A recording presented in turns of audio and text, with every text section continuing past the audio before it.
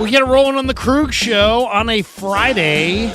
Dual stream here with Jack Hammer in the house. We normally go at 11, but, man, we had Max Starks and Bill Hillgrove from Pittsburgh, so we had to delay it a little bit. But here we are at 12:30 on a Friday, September the 8th, 12:30 on the West Coast, 3:30 on the East Coast. Myself and Jack Hammer, who covers the Niners for the Santa Rosa Press-Democrat, off and rolling on all things 49ers, and we are just days away now from the NFL season kicking off for the 49ers at Heinz Field in Pittsburgh. The Niners and the Steelers in what is promising to be a hard-hitting affair. What's going on, Jack? Good to see you, man. How are you? Yeah, it's good to see you, too. It's good to see you yesterday up in Santa Clara, and looking forward to Sunday. Yeah, I mean, you know, this is, I don't know. To me, it looks like it kind of sets up for the Steelers. Why? Well, you know, the Steelers always start fast under Mike Tomlin. They hit a lot in training camp. According to Max Starks, he thinks that's the reason that they're ready for week one year after year, because they play their guys in the preseason and they go full hitting mode, and so they're in like midseason form by the time the season rolls around. The Niners under Kyle Shanahan, contrarily, are 2-4 under Shanahan in week one, and in those 6 games, they're averaging 20 points a game. The non-week one games in the Shanahan era, the Niners are averaging 24.5 points a game. So 4.5 points a game less in week ones under Shanahan, 2-4 in 6 games. Is there a reason so Max Starks told me the reason he thinks the Steelers start fast. Is there a reason that the Niners start slow? I think the only thing you can really point to in terms of the 49ers starting slow is just getting the offense all together. You know, they don't play a lot during the preseason. So getting that week one, when you finally get everybody out there, takes them a little while to kind of get rolling. That's the only thing that you can really point to. I mean, you know, you look back at 2021, they started off fast in that game. 41 points, I think 34 on offense. You know, they did okay out in Tampa. That was still only 17. You look at the offense overall, you throw out the numbers.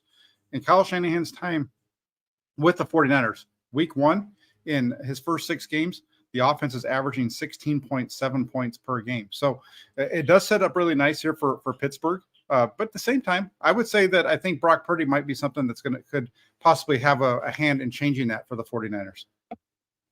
Last time the Niners played in Pittsburgh was 2019. Niners defeated the Steelers that day 24-20 behind 21 points in the second half. The Niners turned the ball over 5 times and still found a way to win.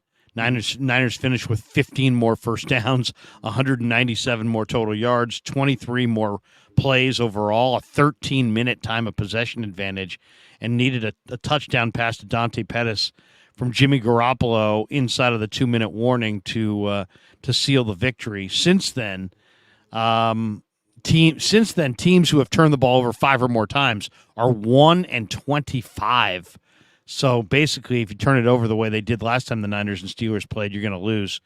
What do you think? What's the key to victory for the 49ers in this one on Sunday? There's a lot of them, but I would, you pointed to the turnovers. That's always a big piece of the puzzle when it comes to the 49ers under Kyle Shanahan, holding on to the ball. You look at their records. I don't have it in front of me right now, but I think it's like 75% winning when they turn the ball over less than their opponents, or they're tied in that stat. When they turn the ball over more, it's the opposite. So I think that's the biggest one, especially in a game like this out in Pittsburgh. They need to hold on to the football. If they can do that, I think they're going to be there at the end. These games are always tough out in Pittsburgh, especially you mentioned it with Mike Tomlin. He's 4-1 in home openers at home, 10-5-1 overall. This is a tough matchup for the 49ers here, but they're a really good team. They've been really good on the road, the second most road wins in the NFL since 2019. So it's a tough matchup for them, obviously. I think the biggest thing they need to do outside of holding onto the ball is they need to stop the run. Because if they can stop the run, I think that works into everything else that they do. Well, let's talk about that for a second, because, I asked Kyle Shanahan about that question, can the Niners stop the run? They haven't stopped the run worth a damn in the preseason. The last 2 games, the Chargers and Broncos averaged over 6 yards a carry. The Raiders ran it at will on them up the middle as well in the first preseason game. There's not a DJ Jones kind of a run defender. There's not even a Hassan Ridgeway type run defender. They're asking an awful lot of Eric Armstead, and I don't know if you can depend on Javon Kinlaw. The other guys are all one gap penetrator, get up the field, rush the passer types. What do you think? Is the run D an issue? Should we be stressed about it, or was that just, you know what, rookie linebackers getting in the wrong hole, bad run fits in the preseason? Was the preseason poor run D something or nothing? I don't think you could say it's nothing, because I was out in Vegas, watched them go against the Raiders in training camp in the practices that they had there. And the Raiders had success against the 49ers starting defense on the ground in those joint practices on the, the Thursday and Friday before that first preseason game. They had some success there. So saw that. And so there should be a little bit of concern. It's good to have some concern here. I'm just saying that's going to clear itself up when the starters hit the field. I think that's a little, can be a little naive. And we've seen the 49ers under Kyle Shanahan struggle with stopping the run early in the season. Go back to 2021. They did not do a very good job shutting down the run in those first couple of weeks of the season, especially out in Detroit. Even though they blew that game out, they were still giving up a lot of big runs in that game. The following week in Philadelphia, more of the same. And then they started to kind of level off and get better. So there's definitely, I think, being concerned about it is a good way to put it. I think there should be some concern there. New defensive coordinator, Steve Wilkes, we haven't seen what that's going to look like yet. So there's a lot of uncertainty around the defense right now for the 49ers. Which running back? Now, Pittsburgh's got three backs, right? They got Najee Harris, who's a horse, and he runs upright. He takes lots of hits, but he's also, he dishes out a lot of punishment. But he's a gigantic target. He's 6'2", 242 pounds, and he runs violently. Then they've got Jaylen Warren, who's much more compact, but he also is pretty powerful. And then they have Anthony McFarland, who's got incredible speed to the edges. Of their three backs, who do you think the Niners will have the most success defending? Who's the guy that's going to give them problems? I think they're going to struggle a little bit with Harris. I think if they can if the Steelers are able to generate some push and open up those holes in the middle, I think the 49ers are going to struggle with that kind of a power runner, but he also has some moves to go along with it. So I do think they can struggle a little bit there. As far as the other two backs, when they start getting to the edges, I think that plays into the 49ers strengths, because the 49ers linebackers run really well. So when you try to attack this defense on the edges, their speed can overtake you, and that's where they make the play. So running right at this 49ers defense might be the way that Pittsburgh has the most success. So I would say Najee Harris might be the biggest problem for the 49ers on Sunday. And as far as if we flip the card and talked about the Niners run game, how do you think Shanahan divvies up the carries? I mean, we've seen J.P. Mason and Ty Davis-Price get a lot of the action in camp, but they also have McCaffrey, and now they have Elijah Mitchell healthy. How do you think the running back carry breakdown is going to look at the end of the game? I think we'll see. Let's just go with 25 rushing attempts in this game for the 49ers. If that's the number, I would say you'll probably see about 14 to 15 of those come from Christian McCaffrey, probably about 5 or 6 from Elijah Mitchell, and then those last few between Deebo Samuel and J.P. Mason. I don't expect to see Ty Davis-Price be one of the actives in this game. So McCaffrey's been there, is their number one back. He's going to have the most carries, and then I think you'll see Mitchell next with Mason and Deebo following those two up. Yesterday, we were both down in Santa Clara. We're not there today. They're having a little brief media session today with Shanahan. They'll open the locker room, and then they'll all board the bird and fly to Pittsburgh this afternoon and have a day to acclimate to the East Coast time zone before Sunday morning's game. There were a lot of media people yesterday that were a little frustrated that Nick Bosa wasn't there to talk.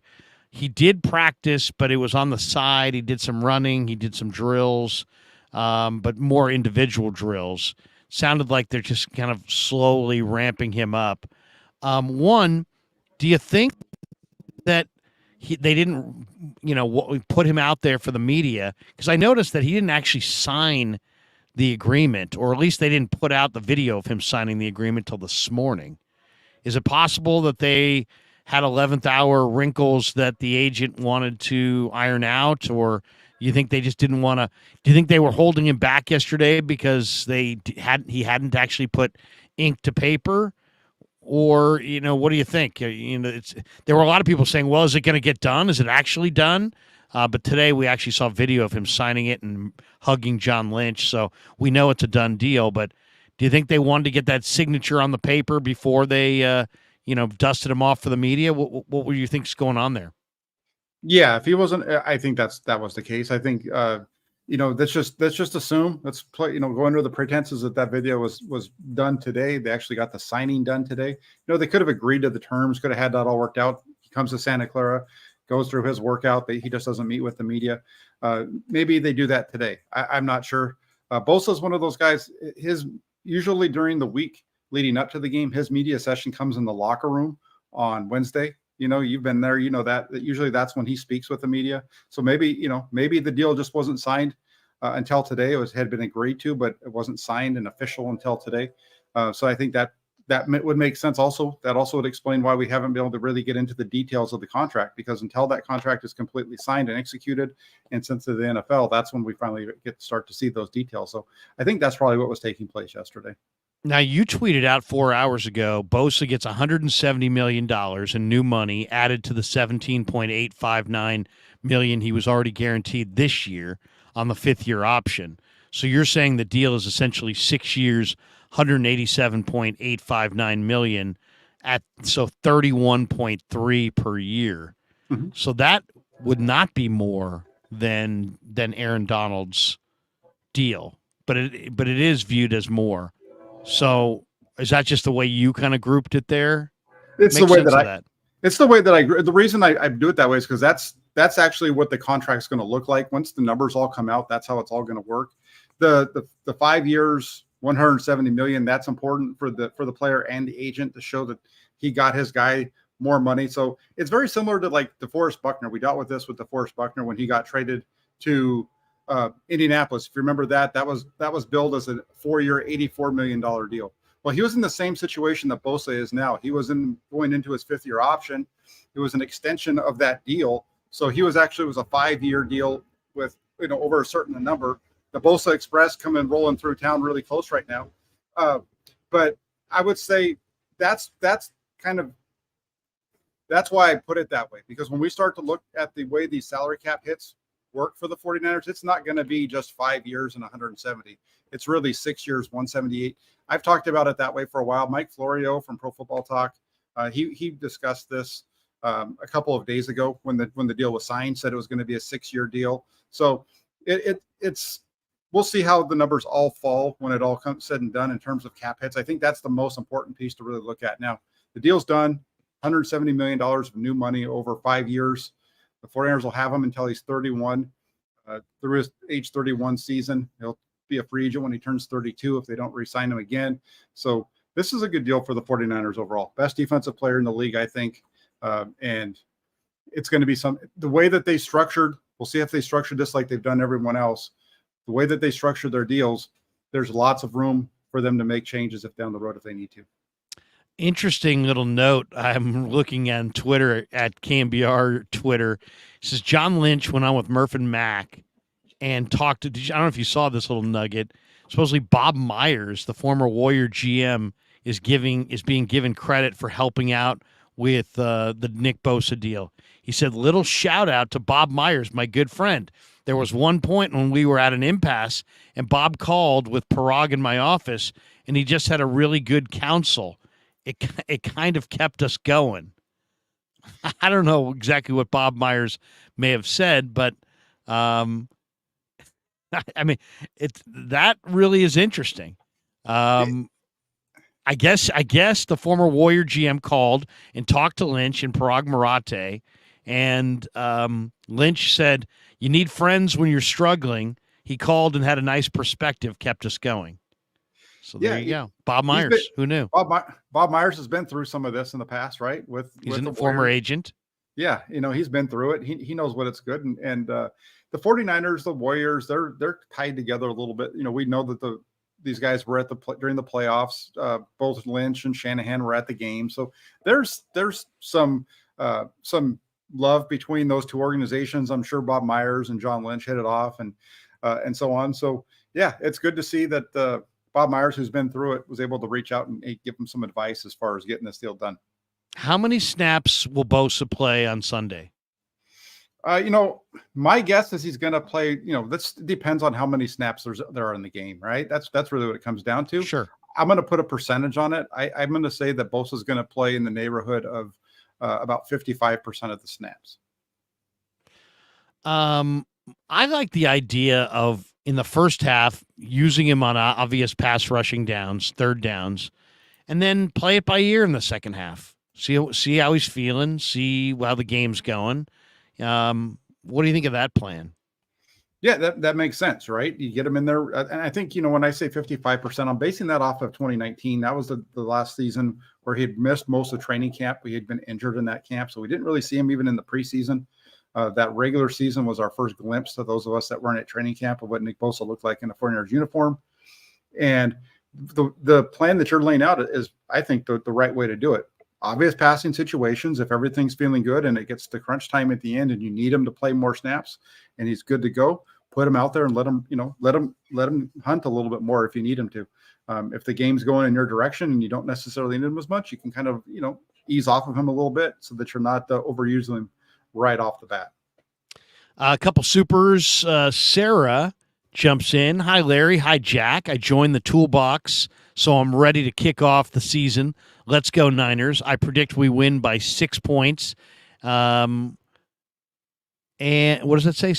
Plus a Bosa Sackaroonie. The boys are ready. So there you go. She's thinking of a 6 point win. Ricky Williams jumps in. He says, lose week 1. It is what it is. I'm just trying to see the O-line and D-line play. I think it'll play a part in what we do when it comes to trades or free agent pickups. Well, that's the other angle on this contract. It gives the 49ers, with the renegotiations of Trent Williams and George Kittle, it gives them roughly $24 million under the cap, which is the second most to the Cleveland Browns going into week 1. What do you think the plan is with all that cap room? Is it simply to roll it into next year, to re-sign as much of the core as possible? Or do you think it will be utilized at the trade deadline to bring in a player at a position of need? How do you kind of see their restructures, and what do you think it means for them in the immediate future? It'll be interesting to see how this plays out, because we know the 49ers like to have about $5 million in money going into the season for signings that they're going to have to make and those types of things. So for them to clear out as much cap space as they did, that was quite interesting. So, maybe part of that is because they're trying to free up money. That money can roll over next year to get Brandon Ayuk his contract next season if they need to, kind of getting ahead of it a little bit there.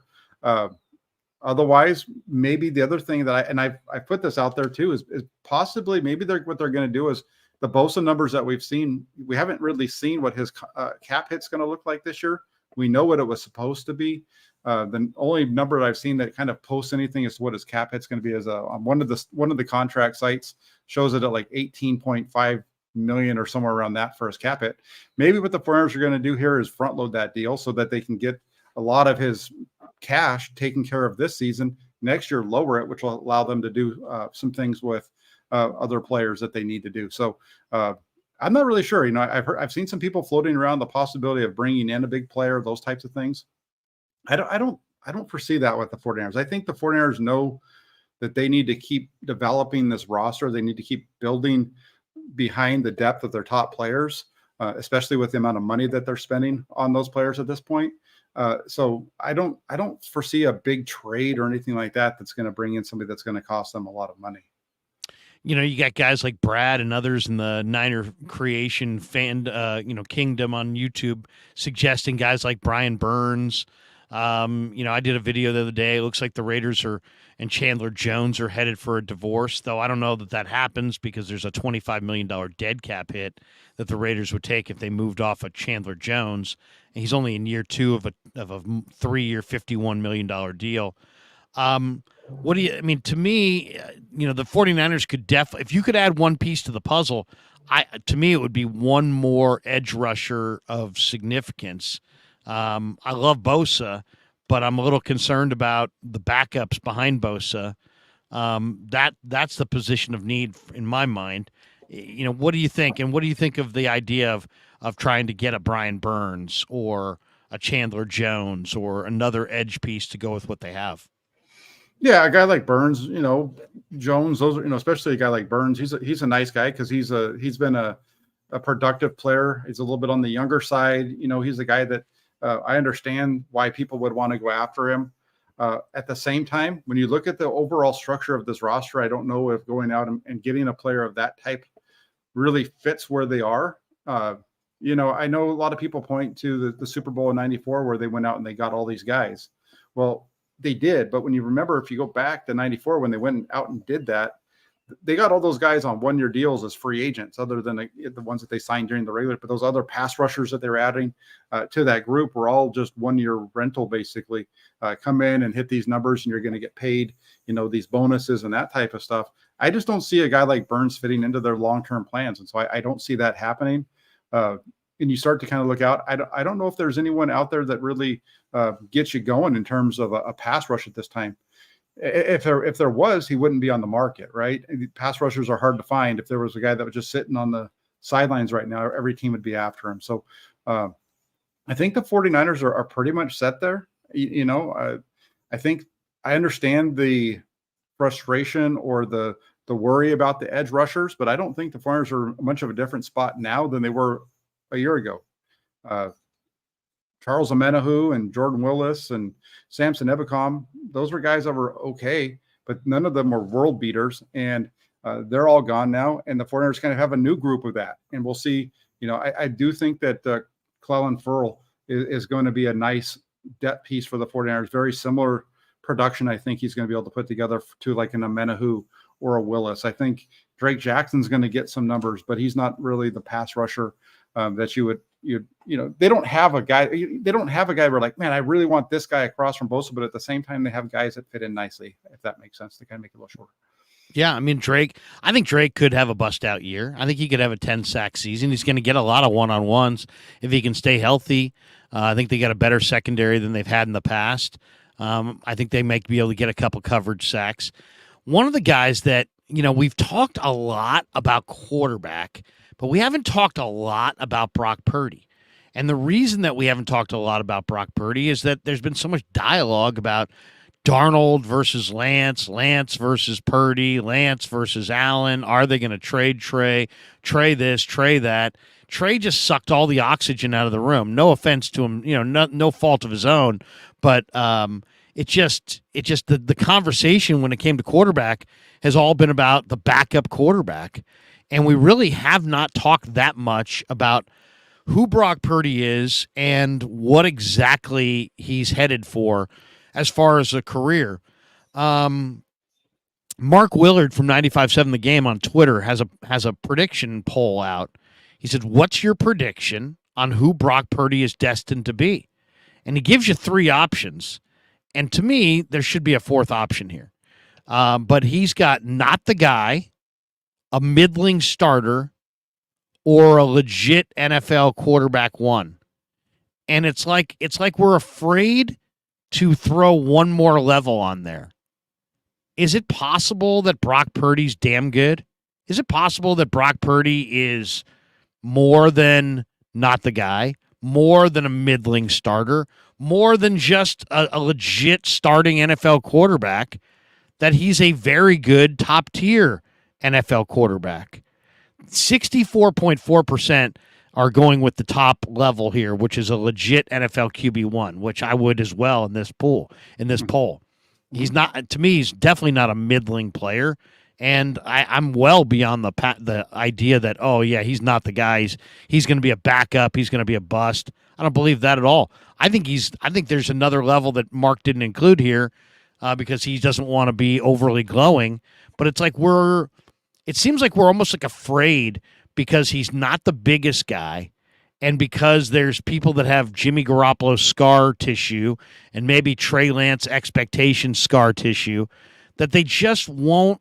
People won't even allow themselves. I mean, Mark put out this poll. He wouldn't even allow for the opportunity to say Brock Purdy is going to be a very good top tier NFL quarterback. He didn't even include that as an option because he's like he doesn't believe it's an option or doesn't want to be that glowing or doesn't want to give that up as an option. I mean, to me, that's the answer. I think he's going to be a very good top tier NFL quarterback. Is he going to be a superstar Mahomes, Allen, best quarterback in the league? Probably not.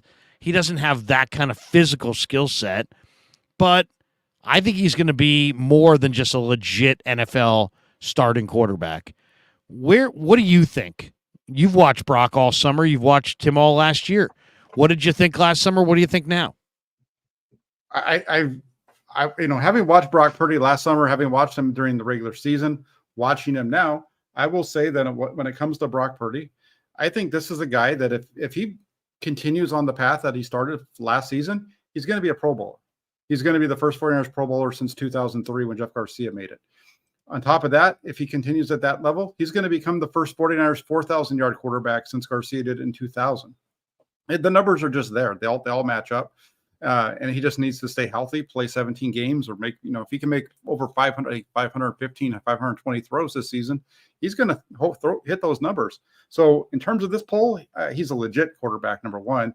I think there's a potential that he could become he's not your prototypical franchise type quarterback, but you've talked to Willie Snead and a lot of, he keeps bringing up the same guy in terms of the quarterback from Drew Brees. Drew Brees, right?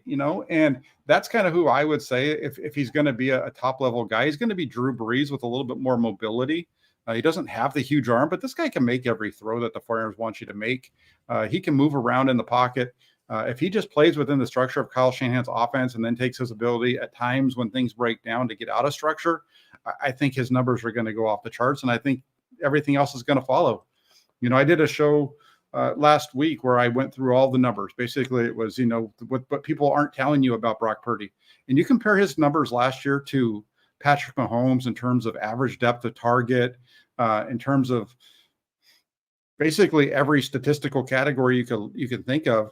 And they're so similar. And yeah, he's got better talent around him in Deebo Samuel and Brandon Ayuk and Christian McCaffrey and all that stuff. But the numbers are there. The productivity is there. If he stays healthy, I think legit QB1 easily, damn good QB on top of it. And I do agree with you. I think people are afraid to say it because, well, they either don't want to be wrong or they just feel like, there's just so many times when if you come out and you say this is going to be the real deal, you got, 20 people screaming at you that you're full of baloney. So, and I think sometimes that's what people get tired of. Well, and there's been so much talk about his limitations because there were so many people that were advocates for other candidates that I think people, his flaws have, that conversation has been had over and over and over again.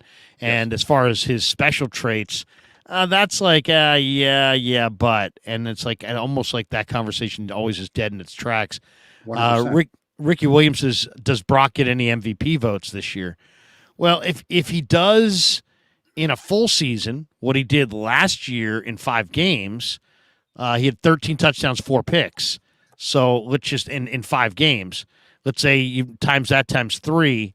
Now you got 39 touchdowns and 12 picks. So 39 touchdowns and 12 picks would be almost MVP type numbers.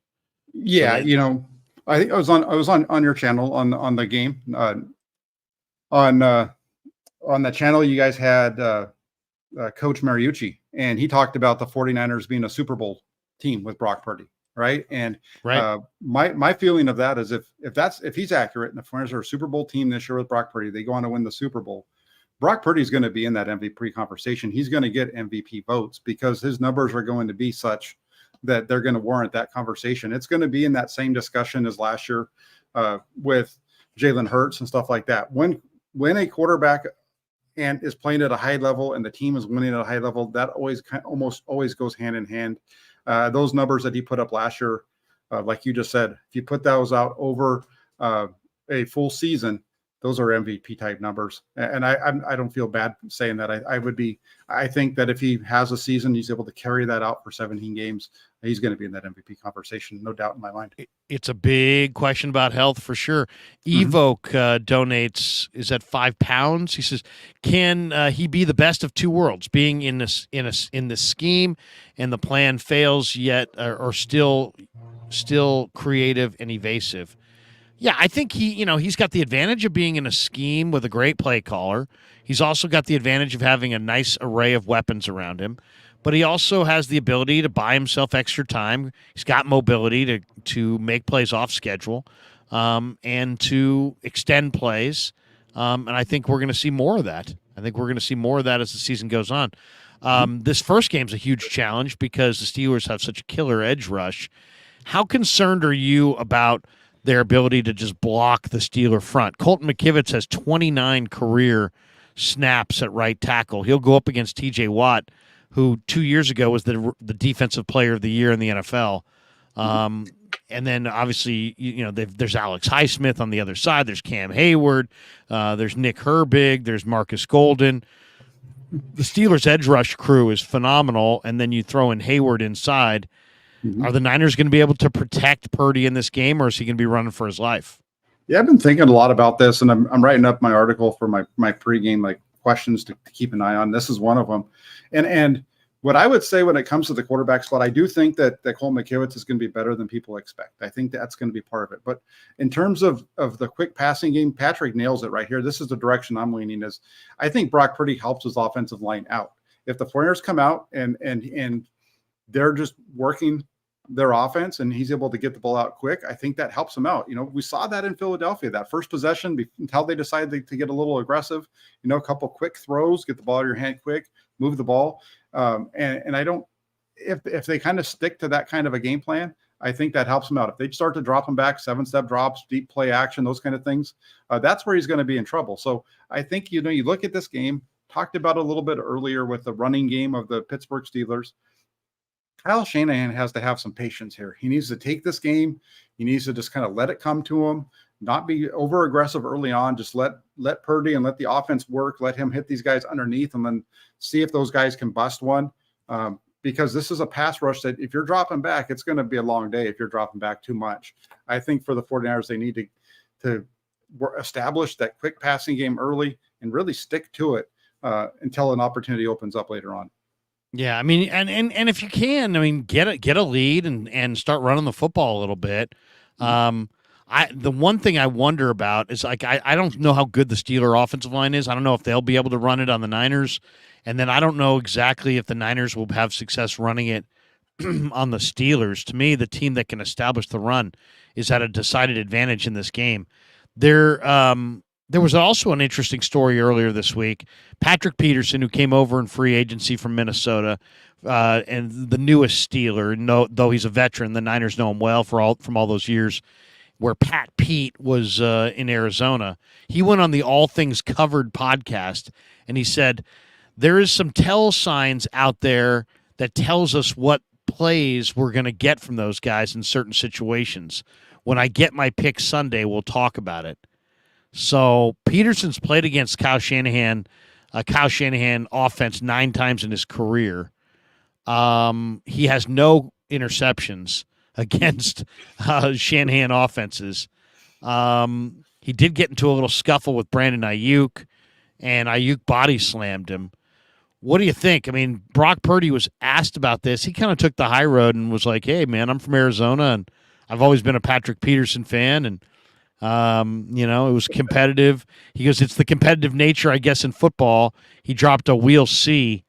It wasn't like he said, what? Oh, we'll see about that. But it also wasn't like, well, I'm really afraid of Patrick Peterson. Oh no, I'm shaking in my boots.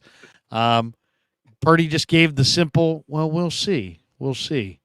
What do you think? Do you think Patrick Peterson has a tell? Or do you think he's trying to play mental games with the young QB? And then if he did, why would you say it in the pregame? Why wouldn't you say it? Why wouldn't, it's almost like he's playing mind games. What do you think? If they have a tell, then what took Patrick Peterson to this point in his career to finally figure it out? Yeah, I don't know. That's a funny one. I don't know if you saw the tweet from Dov Kleiman earlier today, where there's a picture actually of Brock Purdy and Patrick Peterson on the sidelines, both wearing Cardinals uniforms. Purdy was probably when Purdy was the high school player out in Arizona, because he was highly successful out there. So there's a picture of the two of them together. So that whole thing, just talking, and maybe he's trying to goad him into taking a chance that he wouldn't normally take or something like that. Who knows what's going on here? I think Peterson's a guy that's been pretty successful throughout his career, but hasn't really had a lot versus the 49ers. So we'll see. I think this is one that favors the 49ers, though, with their receiving core that they have. Kyle Shanahan spoke this morning, and he was asked about how Nick Bosa looked. And I saw Nick yesterday, and I thought to me, he looks heavily muscled, like he's been doing lots of lifting. I don't want to say he looks stiff, but he definitely looks thick and muscled up. Here's the quote from Shanahan. He looked exactly how we expected, in real good shape, looks ready to go. I think he'll do all right. The hitting is less of a concern. It's more about stamina. Yeah, I agree with you when you say that he looked a little, he definitely the muscles definitely show, right? I mean, that's one of the things with Bosa. He's always in shape, and he does. You could definitely see that, but he's still moving around pretty good out there. I think you look at his some of the things where they're showing, you can see him getting off the ball and things like that. In practice from yesterday, he looks like the same Nick Bosa that we've always seen. I think that he's going to be just fine, and I think he's excited to be back too, because he hasn't been around the team, so it's a little bit different for him coming in and after missing the entire preseason. He's now here, and I think he's excited to go out, and he's got the money and he wants to go out and show that he was worth it. So I think it's all good for the 49ers. Well, as long as he doesn't pull anything. He looked a little tight to me, but we'll see. We'll see. We'll see when he gets out there. Matt Barrows is tweeting that George Kittle with his adductor / groin, Mooney Ward with his heel injury are both questionable for the Steeler game. Everybody else is a go. Those two guys are questionable. Which guy do they need more to win this game, Kittle or Mooney Ward?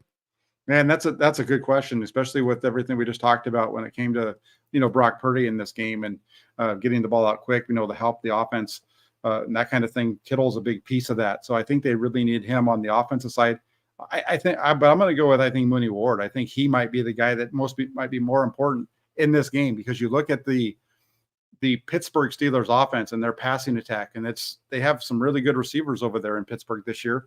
They had some last year as well. I think they need all the help they can get in the secondary. Deontay Johnson, George Pickens, Allen Robinson II, all really good wide receivers. I think the 49ers, this is a tough matchup for them. And you also add in Freiermuth, the tight end, and we talked about the running game. The 49ers and the Pittsburgh Steelers, the Pittsburgh Steelers kind of remind me a little bit of last year's Las Vegas Raiders, that ability to stretch the team vertically and horizontally, which really the 49ers defense struggles with. So I do think that the injury to Mooney Ward could be one that's a problem. I mentioned that on my channel yesterday. Some people took exception to it because of how big of an issue I think this is for the 49ers. But I do feel like if Charvarius Ward isn't 100%, we've seen him in this situation before. We saw him not 100% last year against Kansas City, and it was his worst game of the season. This is a bad spot if he's not 100%. So I think you need to be a little bit worried about Charvarius Ward on Sunday. The rest of the guys who missed time earlier this week are all full go. So that would be Dre Greenlaw, Talanoa Hufanga, who's got the Baker's cyst behind one of his knees, Oren Burks, Ray McLeod's got a wrist, Jake Moody with a quad, Tayshaun Gibson, who's missed a bunch of time this year in practice, and then Jordan Mason. All those guys are deemed ready to go. Would you feel more comfortable going with the veteran, practice squad, Matthew Wright, who does have experience kicking at Heinz Field, over Jake Moody, a rookie who struggled a little bit in the preseason, making his first start in a stadium he's never kicked in? I mean, I know Moody's their long-term play, and I get that, but I kind of wonder if the better play this week might be to go with the guy who actually has experience kicking at Heinz Field. They say Heinz Field is one of the more difficult fields in the NFL to kick field goals at. Mm-hmm. Would you rather go with Matthew Wright or Jake Moody? Yeah, that's a tough question. I know Wright's he's done well in the NFL when he's been given opportunities, and so, this is one where I think I feel good with Jake Moody because that's the guy that they brought in, and I've seen him kick quite often, and saw every kick that he had during training camp, and I thought he did a good job in Santa Clara during training camp. I know he struggled a little bit in the 2 games that he's gotten into. I just feel like if they're not putting him in tough situations, he's going to be fine. And when I say tough situations, I'm talking about long field goals. If he's kicking them in 40, 45 yards in, I think he's going to be okay. It might get a little squirrely if it's beyond that, but I think they'll be okay in that direction. He's going to be the guy for the long run anyway. So go ahead and go with the guy and that you brought in, and play the best that you have. And if he's the best, then you play him anyway, regardless of the situation. I agree. Better quarterback, Kenny Pickett, Brock Purdy. That's not even close. Brock Purdy is much better than Kenny Pickett. I said the same thing. It's funny. I was on with Jesse and Vish last night. I said Brock Purdy by a wide margin. He's like, well, Kenny Pickett went in the same. He went in the first round. Brock Purdy went in the 7th round. I'm like, well, we got to get over draft position. Clearly, teams missed on Brock Purdy. I think that's stamped official around the NFL. Why do you like Purdy more than Pickett? I like Purdy more than Pickett because of the accuracy. I think the separation between the two is going to show up when it comes to what they do under pressure. I think that's the difference between the two. Both guys are going to be able to make the throws when they're clean. Brock Purdy does it at an exceedingly high rate. But even when you start to look at what they're doing when pressure is around them, So for example, Brock Purdy last season, I put this number out on Twitter today. Against pressure, his passer rating was 88.6. When he was kept clean, it was 115 point something. Best in the league. Best in the league. Well, here's the thing, though. That 88.6 number when pressured, that's second best in the league, behind only Josh Allen. Josh Allen and Tua Tagovailoa down in Miami. And so I think the Tua piece and the piece here with Purdy shows you a little bit about the 49ers and the Dolphins and their schemes, how that works in the quarterback's favor. But still, to be that high. And then you look at where he is in terms of against the blitz. Last year, he was at 97.1 against the blitz. And that's his regular season and postseason stats combined. You look over at Kenny Pickett, and against pressure last season, he was at 62.4 was his NFL passer rating. Against the blitz, he was at 72.4. The numbers aren't even close between these two guys. I think Kenny Pickett's a nice quarterback. He's gives you some things to worry about. The Steelers have some guys you have to worry about. But if Nick Bosa and this 49ers defensive front puts pressure on them, it's game over for the 49ers. I really think that's where this game, we talk about a lot of different things, but if it gets to a game where the quarterback has to make plays, I feel better about the 49ers chances than I do the Steelers. When you say game over for the 49ers, you mean game over in favor of the 49ers? Yes. Yeah, yeah. The notorious GAV, who's a big fan of yours, member for 5 months of your channel, he says, could this be the best Kyle Juszczyk, the best juice that we've ever seen? What do you think? Yeah, I like it. I think that I would like to see them utilize him more in the passing game. I would like to see them run a lot of 21 personnel this season with him really in being the second tight end, kind of being that move tight end role. H-back, I guess is what they call it. I'd really like to see that because I think Juszczyk has the ability to do all those things. We know that he does because we've seen him as a receiver. He's probably their second best tight end on the team anyway. So I think you give him the ball, give him opportunities. I know Gav's a big fan of Kyle Juszczyk. He's a big fullback guy. Probably comes from his soccer background. But I like Kyle Juszczyk. I think that he has a good chance to really put up some numbers this year. Could be his final year. They did draft, or they did sign Jack Coletto after the draft. They did keep him on the practice squad. I would imagine Coletto it will at least compete with Juszczyk next year for that roster spot. But a lot has to happen between now and then. Fish and Chips says Jack Hammer, starting journalist, 2023. Look at that.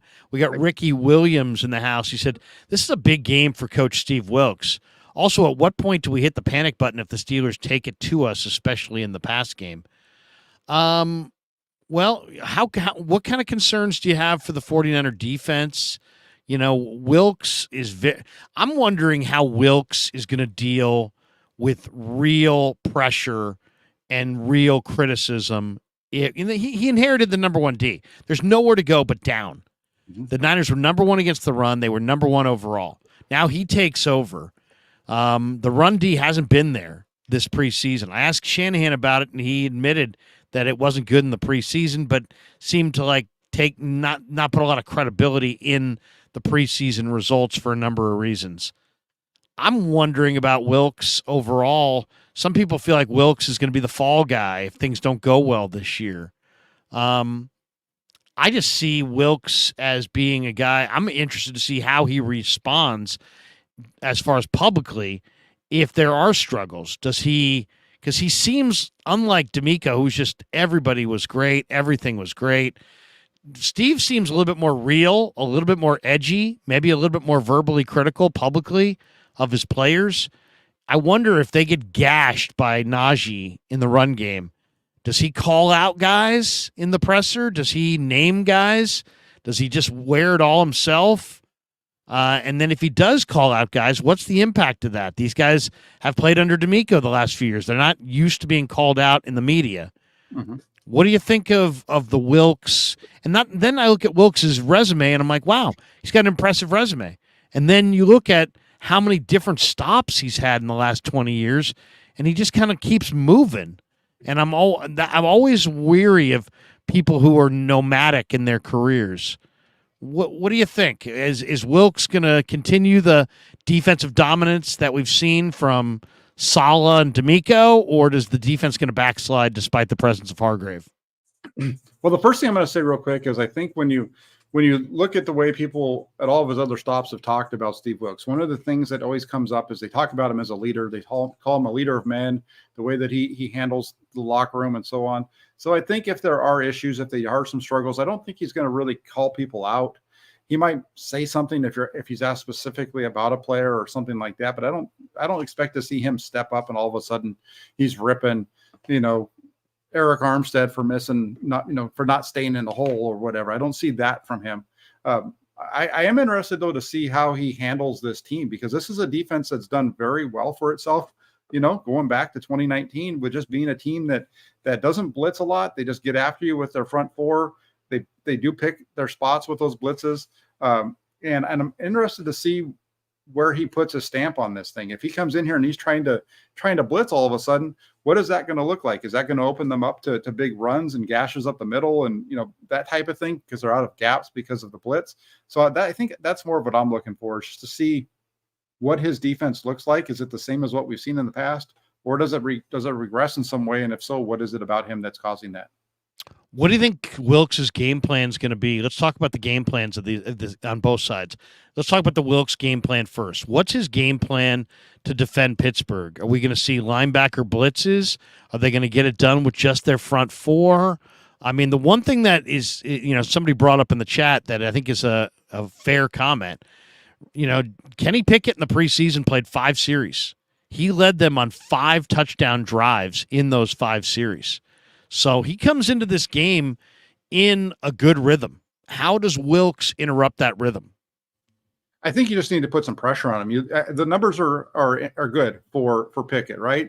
But when you look at it, how much of that play was against starting level teams? I think that's the other thing too. When you look at this preseason, you look at the 49ers defense, the struggles that they've had, the offense, how good they were, all these types of things. Who were they playing against? Who was on the field?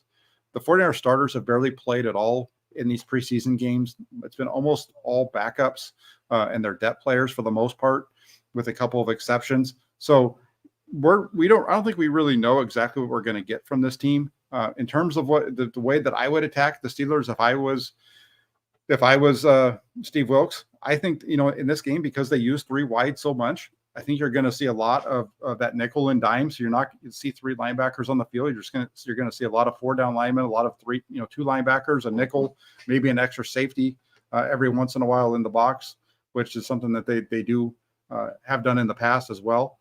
I think you need to kind of pick and choose your blitzes. I think you just really need to stop. You need to stop the run. You need to get after Kenny Pickett with your down 4, make him find spots to beat you. And I think that's how they'd be able to get to him, because I think they'll get pressure with Bosa and Armstead and Hargrave. I think those 3 can generate enough pressure that's going to move the quarterback off a spot. And if they can do that, and they're just playing coverage behind it, I think that really plays into their strengths. Train is coming through. It is. The Bosa Express is rolling on.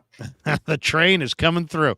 Of the Pittsburgh weapons, offensive weapons, there's Pickett, there's Najee, Jalen Warren, Anthony McFarland, kind of the three-headed backfield. They have Connor Hayward as a fullback they like to throw it to.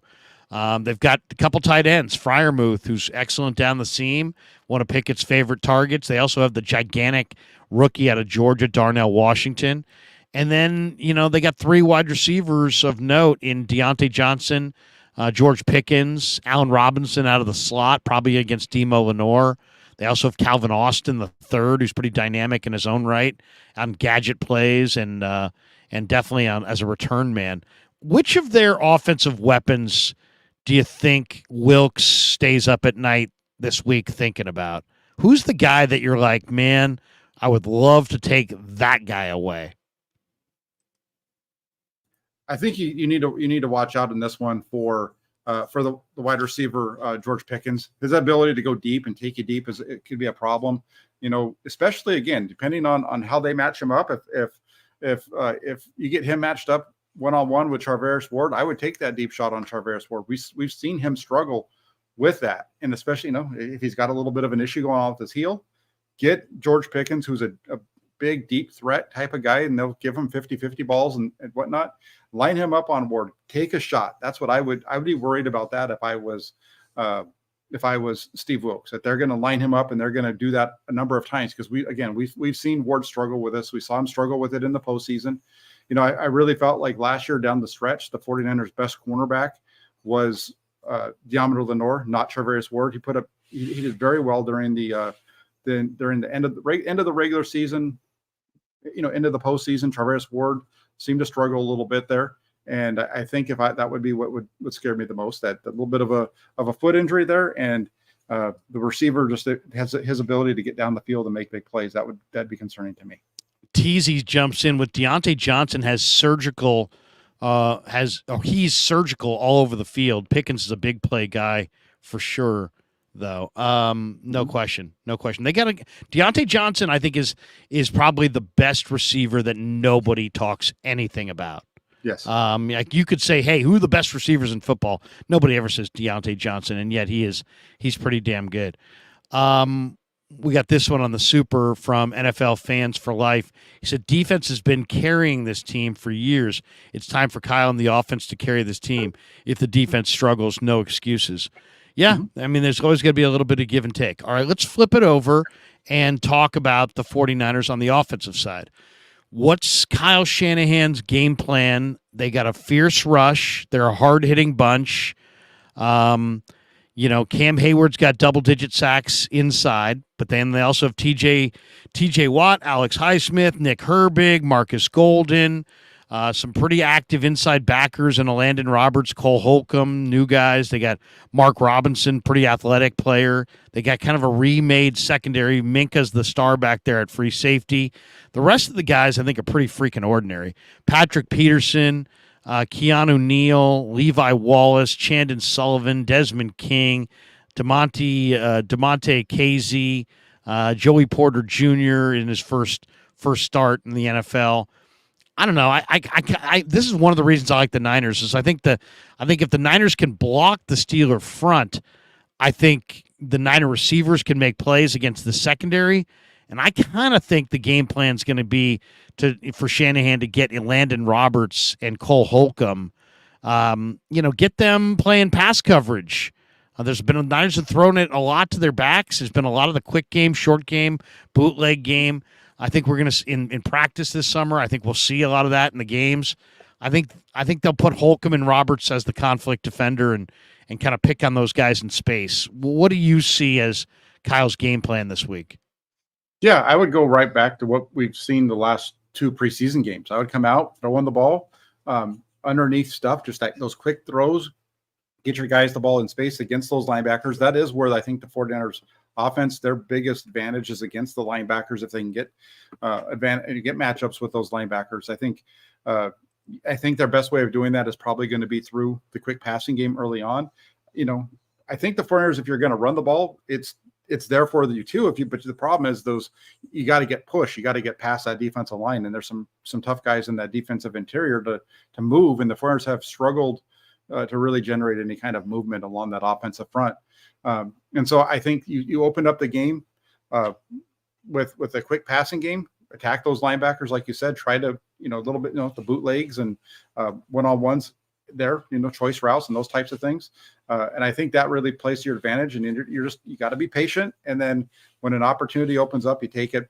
But that's after, if you can establish the run, I don't think you're going to do that early on. I think you're going to see them come out throwing the ball, and that's going to get some movement. And then once you get that movement, then you can establish the run.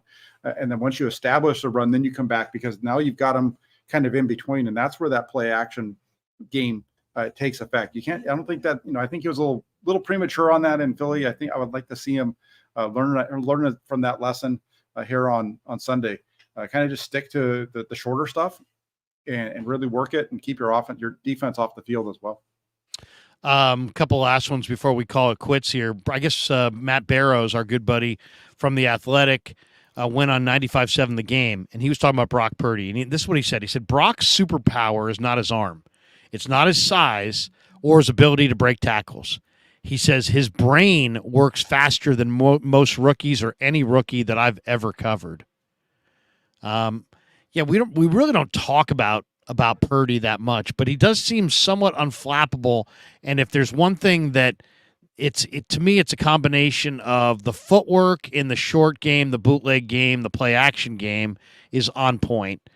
And that's really tied to your timing and your accuracy. But I also think it's his processing and his ability to turn his back on the defense and play action, turn right around and know exactly where everybody offensively or defensively is going to be on the field. I think it's that intelligence, and if you want to call it mental reps, but his spatial awareness in the play action game, I think, is top shelf. Yeah, and that's a good point. That ability to turn your back to the defense, and because of what you saw in that pre-snap look, kind of have a feel for where everybody's going to go, so that when you turn around, it's easier, I guess, to pick up where everybody is, because they're kind of in that spot where you thought they were going to be. It allows you to play a little bit faster.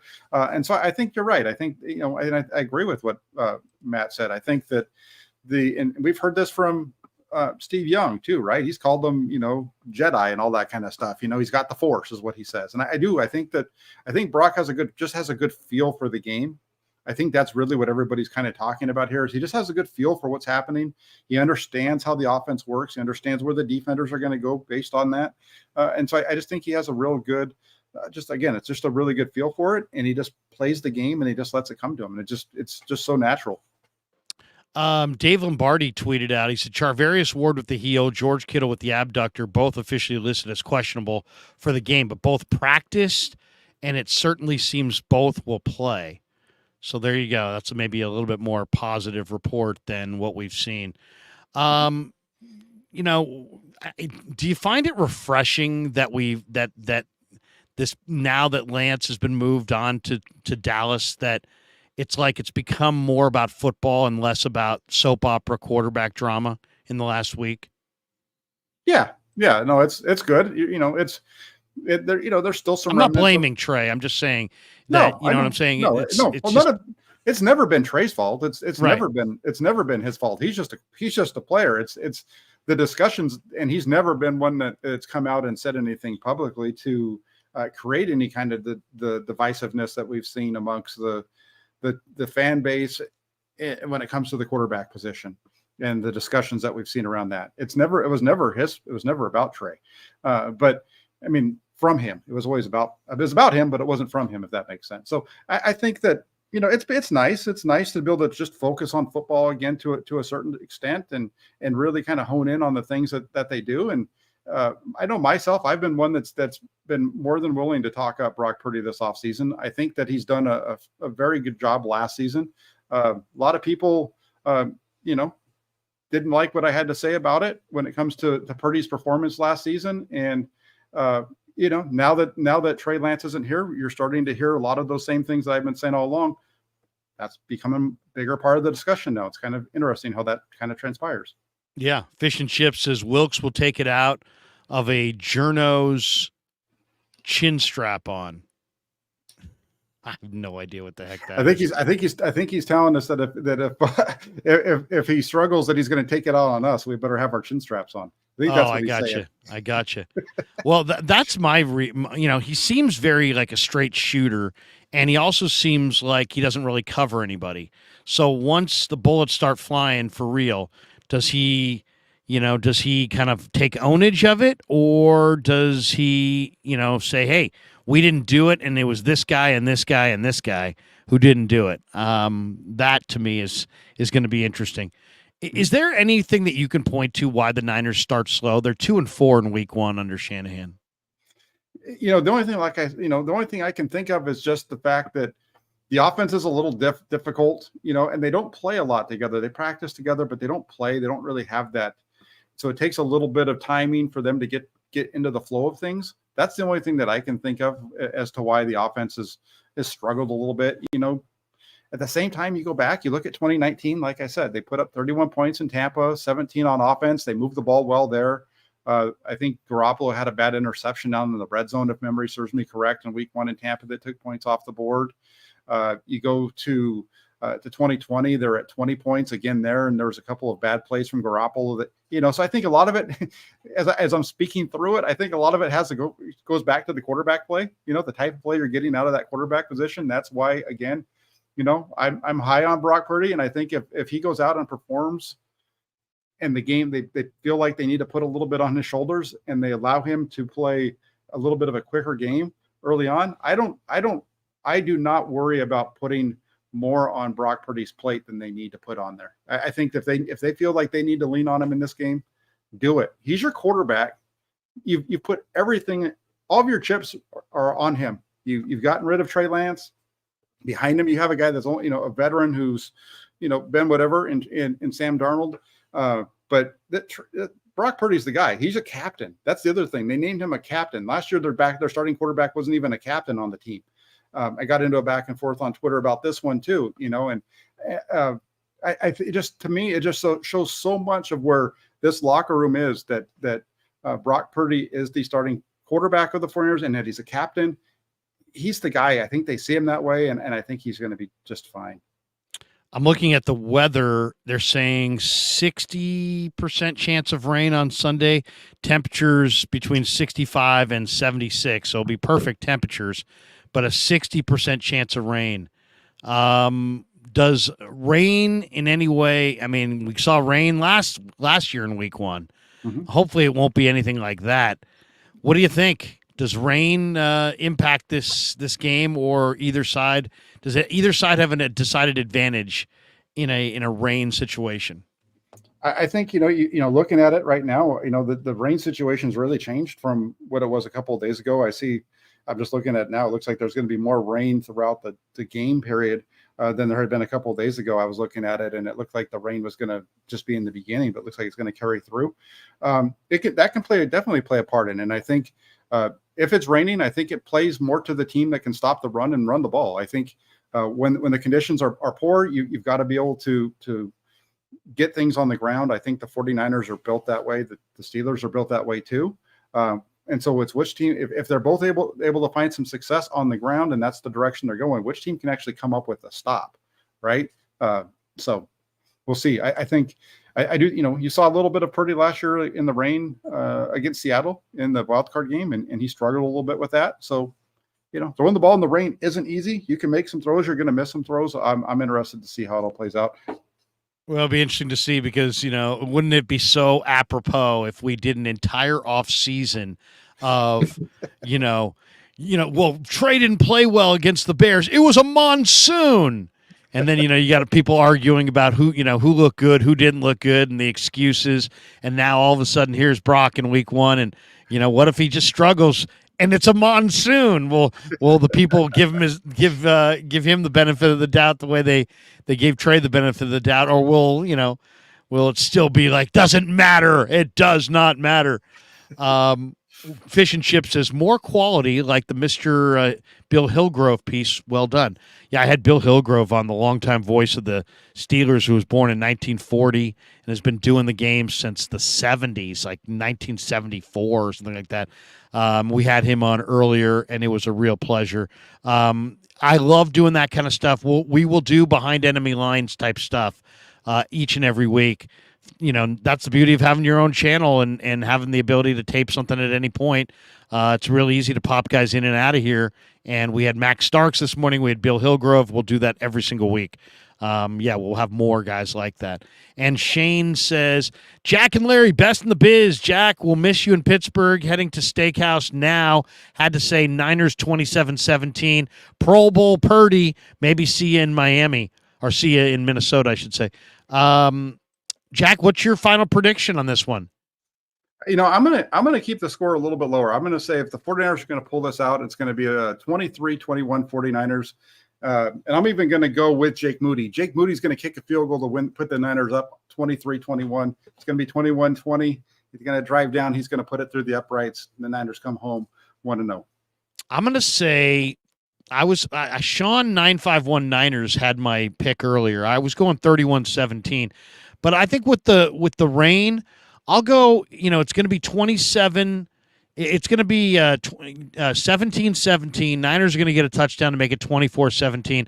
And then they'll get one field goal tacked on at the end. So I'm going to say 27-17 49ers. I think the Niners are going to score between 24 and 31. I think the Steelers are going to score between 15 and 21. That would be my pick, 27-21 49ers. Jack, what do you got cooking the rest of the day or tomorrow or on game day on your channel? What do you got rolling? Well, I'll definitely be coming on and do a pregame show. Probably, the game starts at 10, so I'll probably be coming on live a little after 8:30. So keep an eye on that about 8:45. That way we get the rosters will be announced, so we can come on. We can take a look at the keys that I have for the game, the 5 questions that I'll put together. We'll do that on Sunday before the game. Beyond that, there'll be a little wrap-up thing that I'll do in a little bit here on the channel. So keep an eye out for that. It's not going to be a long one of those little shorter ones that I like to do sometimes. And then there'll be something tomorrow. I got my son's second game of the season is tomorrow at 10 o'clock in San Jose. Nice. It's a tough one. So in terms of the channel, there'll be something. I just don't have it locked in right now. Who are they playing? They are playing against Valley Christian. Valley Christian. And your kid plays for what school? He plays for the Hay Balers. And what's his position? He's a defensive tackle. D-tackle. Oh my goodness. Is he throwing guys around? He's doing okay. Yeah, every day. But he's been telling me how many tackles he's been getting in practice. So I'm excited for that. He moves really well for his size. It's going to be fun. Jack, great stuff, man. Always good to wrap with you. Enjoy it's a warm day in Walnut Creek. It's got to be a warm day where you're at as well. Enjoy your Friday. Go Niners on Sunday, and we'll see you down in Santa Clara next week. Sounds good. Yeah, I'll definitely see you. The great Jack Hammer. He's fantastic. Absolutely one of the best in the business. And read him inside the Santa Rosa Press-Democrat. He does a great job covering the 49ers. All right, let's mention our sponsors and bolt for the door. MarinAutoglass.com, 415-883-3030. You see their scroll at the bottom of the page. You need a new windshield. They come right out to wherever you're at. Pop out the old one, glaze in the new one, sweep away the glass. It's a one-stop shop you cannot beat. Marin Autoglass. So you got a crack in your windshield and it's staring you down. It's not going to get better. You know that, right? MarinAutoglass.com, 415-883-3030. Also, we are brought to you by New York Style Sausage Company. The only kind of Italian sausage that I will eat is New York Style Italian sausage. We're also brought to you by the title sponsor of the Krueg Show, Pig and a Pickle, the best barbecue in all of Northern California. Check them out in Emeryville and Corte Madera. They're open 7 days a week in both spots from 11 a.m. until 8 p.m. or until they run out. So get the brisket chili. You can't go wrong with either. Say hi to Damon, say hi to Mary, and tell them that Larry Krueger sent you. And we're also brought to you by Underdog Fantasy. You can type in the code Krug. The link is in the description. And this week, my 2 fantasy plays, I'm saying go with Go with Nico Collins over 3 catches, and go with Brandon Ayuk over 3 catches. I think Ayuk's going to have more than 3 in Pittsburgh, regardless of who wins the game. And I think Nico Collins is going to be C.J. Stroud's number 1 guy in Houston, and I expect him to have 6 or 7 catches. Those numbers are a little bit low in my mind right now. So go check out those. And, of course, Underdog Fantasy, a regular sponsor of the Krueg Show. And we also should play their thing in here. We'll give them a quick mention. But first, a word from our sponsors, and let's first hit Underdog Fantasy. All right, sorry to interrupt your video, but I want to let you guys know that we've partnered with Underdog Fantasy this football season. Underdog Fantasy gives fans a way to play alongside your favorite football team all season long. You can check out their weekly Pick'em players, where you pick between 2 to 5 players, select whether they'll go higher or lower on their game stats. You can win up to 20 times your money in a single game by going 5 for 5. It's a fantasy game, but you can win real money. This week, I'm going with Nico Collins, higher than 3 receptions, and Brandon Ayuk, higher than 3.5 receptions. You can enter the same as me, or of course, you can make your own picks. Sign up using the promo code Krueg, Krueg, and they'll match you up to $100.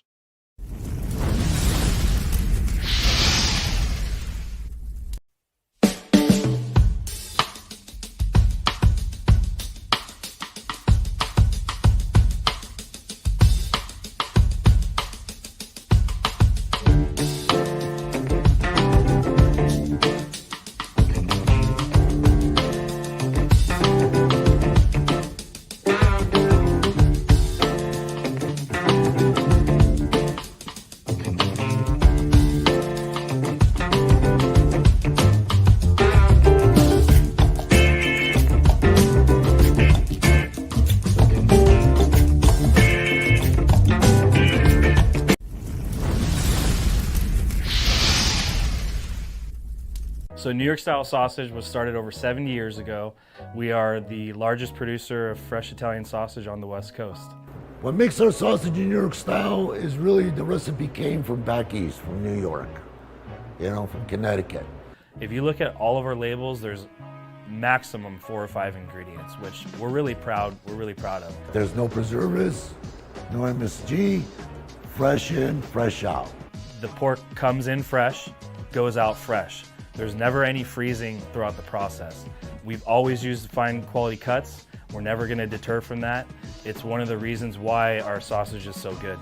I guarantee you put our sausage up against anybody else's from a flavor standpoint, no one will beat it, hands down.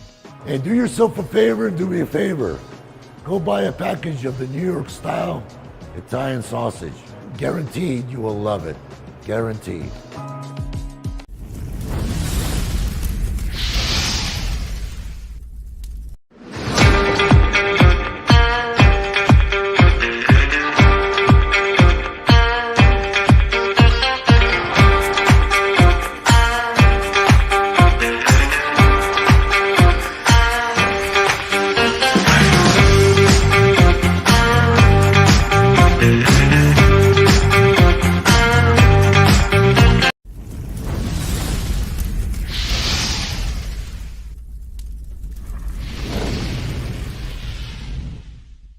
All right, coming down the home stretch on the Krueg Show. Thanks to Jack Hammer. Thanks to all of you guys as well for supporting the channel. The channel is off and rolling and doing very, very well. So I want to thank every single one of you guys. If you haven't hit like and subscribe, please do. If you hit like, that just helps more people find the shows. It helps the algorithm, kind of jogs the algorithm, and more people find the shows when you hit like, especially early in the streams. And if you hit subscribe and you click that notification bell, every time we go live, you'll get a little notification on your phone. It's free to subscribe. Currently, we have 22,594 total subs. We're closing in on 23,000 subs. We've had over 1 million views of our videos and live streams this month, over 165,000 watch time hours. We've added almost 1,500 subscribers in the last 4 weeks alone. So thanks to all of you for making this channel as successful as it's been. Thanks to Len Dempsey. Thanks to Kevin, my son, for doing an incredible job as well. Clarsard says, Krueg, a post-game show with Danny and Rye would be a classic. you know what? Maybe I'll invite those guys. I know we're going to have Baller in the house. My son will be here, and JD's going to check in. So maybe I'll throw a little Danny and Rye invite on Sunday. Maybe I'll send those guys a text today, this afternoon, and we'll see if we can get them in the mix. I know Danny would be up for it. I haven't talked to Rye in a few weeks, so we'll see. We'll see if I can get Rye, but that would be good. That would be good. A little Danny and Rye, a little old time's sake. Get those guys in the mix. Get their thoughts. I think we can do that. I think we can make that a reality. So, yeah, as far as the channel, the rest of today, I'm not sure what I'm doing the rest of today. Sometimes I jump in with Danny on Friday nights, talk a little baseball. We'll see. Maybe I'll do that.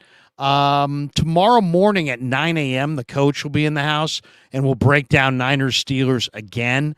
I'm looking forward to that. We'll have a great dialogue with the coach tomorrow at 9 a.m. Pacific, noon Eastern. And then game day, we'll probably do a little pregame video. Look for that on with the keys to the game. And then we'll do that in the morning. Then we'll watch the game. And as soon as the game ends, I mean, unlike the home games where I go down into the locker room and interview guys, and it's like half hour, 45 minutes later before I get on the mic and start the post-game show.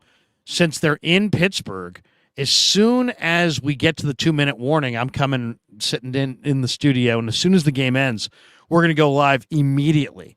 So jump in with us as soon as the show ends, and as soon as the game ends, I should say, for the post-game show. As I said, it'll be my son, me, Baller, maybe Rye, maybe Danny, and JD will join us later on. We'll see. We'll see who else we want to invite, but maybe Frank Red. We haven't talked to Frank Red in a while. Fish Chips is Frank Red missing too. Yeah, maybe we'll throw Frank a little invite as well.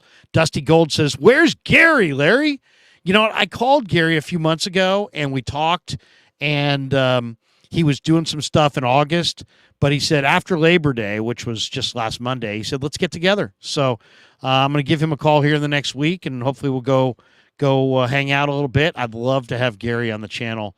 I'd love to have him on a regular basis on the channel. Wouldn't that be something? We might need to find a new sponsor and a special show just for that.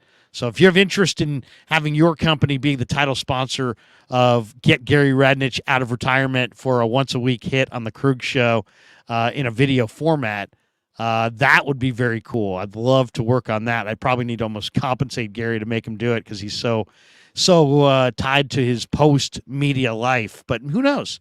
Maybe we could do it. Kyle McKiernan says, Larry, you need to get Raj included on the big show. That's the cherry on top. We could throw an invite to Raj. I love Raj. Maybe I'll ask Raj what he's got cooking in the postgame and see if he's already doing something. But, yeah, that's a good one. That's a good one.